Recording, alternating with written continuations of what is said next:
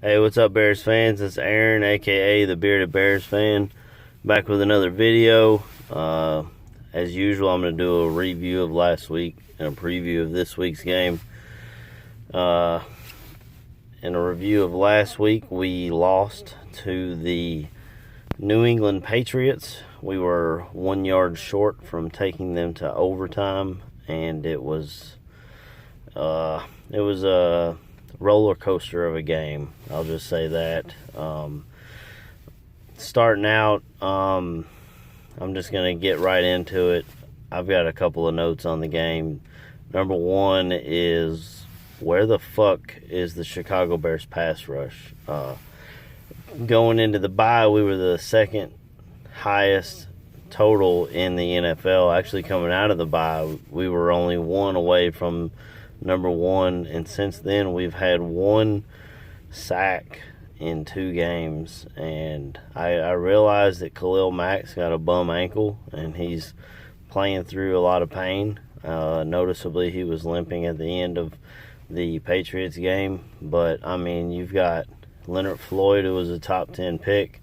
You've got Akeem Hicks, who has been great in the run. He's one of the best run defenders in the league, but we need him to get home as well. You've got Roy Robertson Harris, who he got in Brady's face this last game one time and caused an interception, actually. So everybody knew that the key to success against the Patriots was to hit Tom Brady, preferably through the A-gap, sending guys in. And I don't know if it's just Fangio's system or what, but we're staying back in the zone a lot, and we've got our high paid and high draft pick pass rushers standing in the flats trying to control a running back coming out of the backfield. When, I mean, if you can just get home, you're going to make them throw it early, and you're going to cause a mistake. So I mean, Vic Fangio knows what he's doing. He's a big boy. He's been doing this a long time, but I feel like you got to go after these guys. This week coming up, you got Sam Darnold, a rookie quarterback. If we don't attack him, and he's not a superstar, but he's not terrible either. If we don't attack him and make him think and get off his spot, he's going to tear us apart. I mean, look what Brock Osweiler did to us. Brock fucking Osweiler.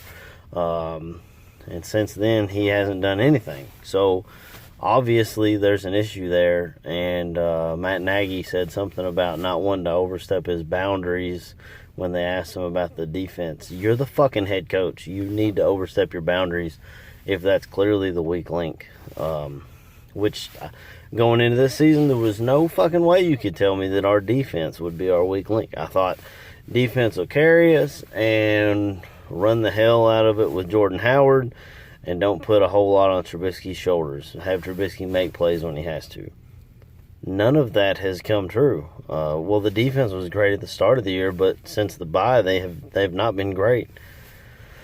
And then Trubisky, I mean, he's tearing it up. He had a couple of picks, but one of which, oh my God, Josh fucking Bellamy. When your quarterback throws you the ball and hits you right in the fucking chest, you need to fight for it. You cannot let a little 5'8" cornerback, steal the ball from you. You can't do it. You've got to stop being a fucking pussy and hold on to the fucking ball. Period. And I'm sorry, I don't cuss a lot, but I just lost it during that game. Allen Robinson dealing with injury. We held on to Kevin White. He made a couple of plays. He had what I thought was going to be a touchdown in the end zone. We got a flag for it, and then the Hail Mary play, which is another thing. The Hail Mary play, they had Kevin White they had Javon Wims nowhere to be found. The guy's 6'3", played basketball in college. You don't want him out there in a jump ball situation? Come on now. We need to think about these things. So, the biggest thing about last week, I think, number one, defense didn't get home. Number two, there was 2 interceptions, which, like I said, one of which is on Josh Bellamy. Stop being a bitch. Number 3, you cannot spot Tom Brady 14 points on special teams. this guy's the GOAT. I mean, between him and Belichick, nobody's done it as well as them ever, I don't think. I mean, I'm younger than some of you guys who watched Montana and Marino and those kind of guys, but I mean, the stats show Brady's right up there with those guys, if not surpassed them, because, you know, back then they didn't have a salary cap and they do now. So, yeah, we lost by a yard. I really think if we would have scored, we would have went for 2 and done something tricky and got it, to be honest, because if we went to overtime and they got the ball first, I mean, we hadn't shown we were going to be able to stop them, so why would we try to go to overtime? That's my opinion. But I'm going to move on from that game. Our Chicago Bears are 3-3. They're at 500, halfway through the season. This week, we get to don the beautiful throwback Monsters of the Midway 1940s jerseys. My favorite jersey, my favorite uniform in the entire NFL. We get to wear those this week. And we've got the New York Jets coming to town with Sam Darnold at quarterback. Their high rookie draft pick. They're banged up all over the place. They just signed Rashard Matthews at wide receiver, who got cut from Tennessee because Quincy Enunwa's questionable. Robbie Anderson is questionable. They got Jermaine Kearse, who's historically more of a slot receiver. So I think Bryce Callahan will do a good job against him. Bryce Callahan holds his own. Nobody can argue with that. Their running back, Bilal Powell, just went on IR. The guy they had behind, they got Isaiah Crowell, and that's pretty much it at running back.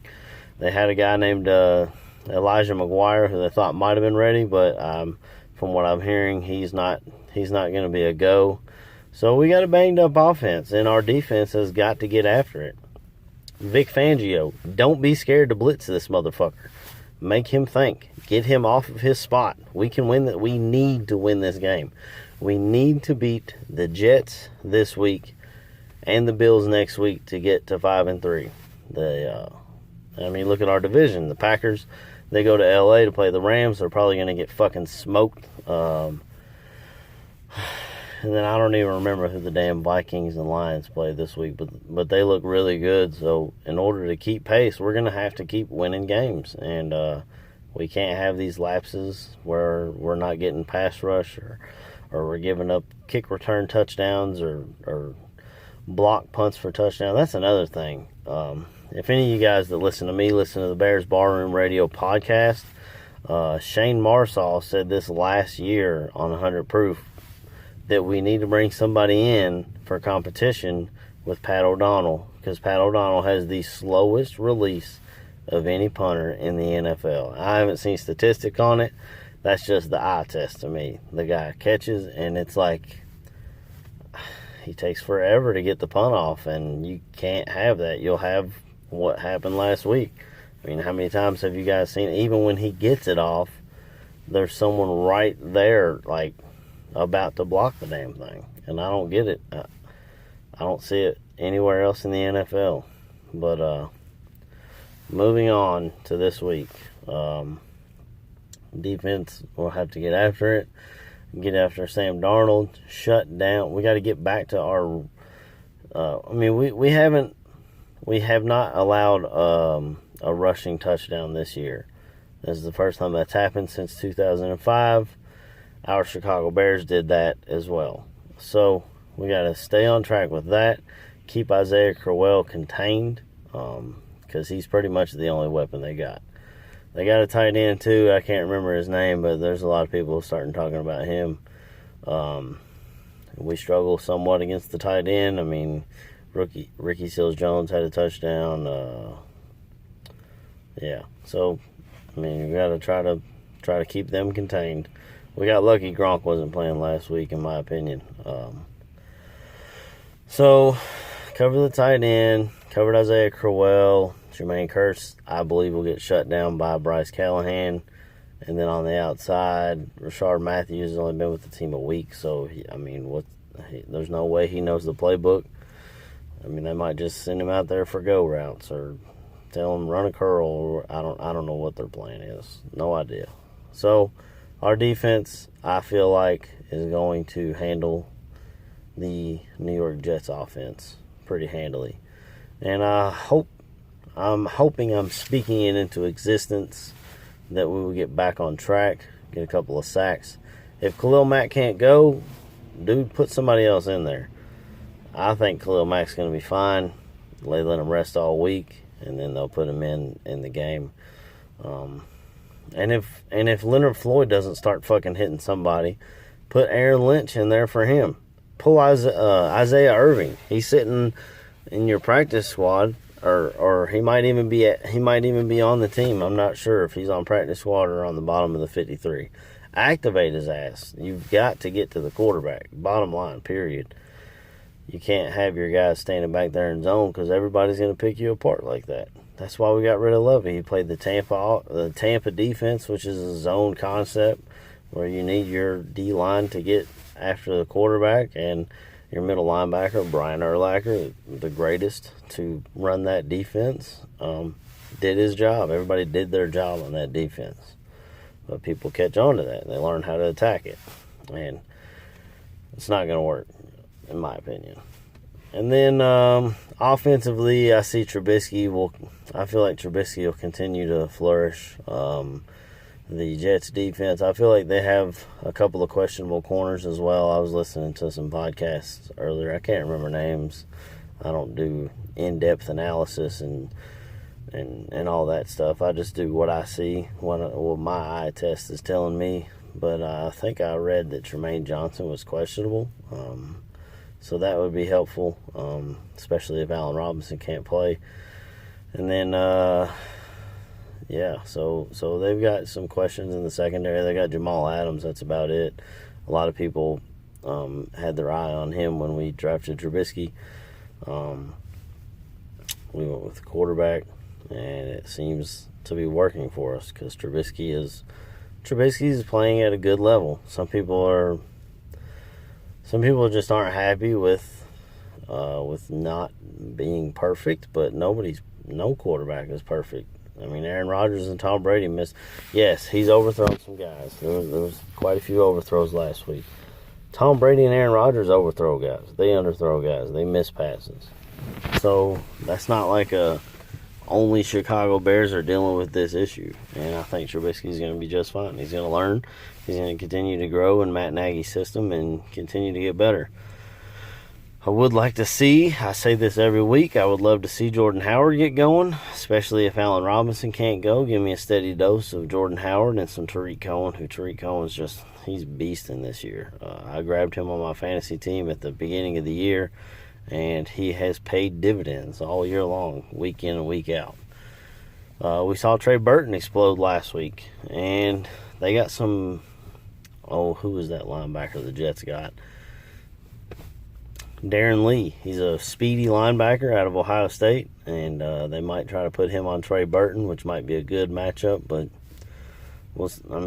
you got to try and test it. He looked great against the Patriots last week, so hopefully that growth will continue. Along the offensive line, I did hear that Eric Kush is out, so James Daniels will get the blunt. We'll get majority of the play time there at left guard. Kind of a trial by fire. And who knows, maybe going forward, he locks up that spot and stays there. And maybe Eric Kush comes in as a swing guy or whatever. But I would love to see James Daniels at left guard. I mean, that's what we drafted him for, you know. You got to get your guys in there. So yeah, I feel good about this game, and I think we're gonna win. I feel like, and every time I say this, it's a close game, but I feel like we should handle these guys easily. I'm thinking 28-14, 28-10 Bears. Take a win on this one. Defense gets on track. Trubisky throws for a couple of touchdowns. I'd love to see Jordan Howard get in the end zone this week again. He ran for a touchdown last week, and I'd like to see him do that again. I'd love to see the defense get back on track. I continue to hound on that, but I mean, when it comes down to it, that's what we got to do. Is defense has got to get home. That's why these guys. That's why we've lost 2 in a row. Defense that wasn't getting home. And obviously, special teams has to do their job as well, which I don't see that being a problem. It wasn't. It's not a consistent problem going into last week, and I don't see it continuing into this week. So that's my preview. Bears win and get back on track. I'd say 28 or 31 to 14 or 10, round about in that area. So I'll talk to you guys next week, and that's the end of this video. Bear down, fellas. Bear down.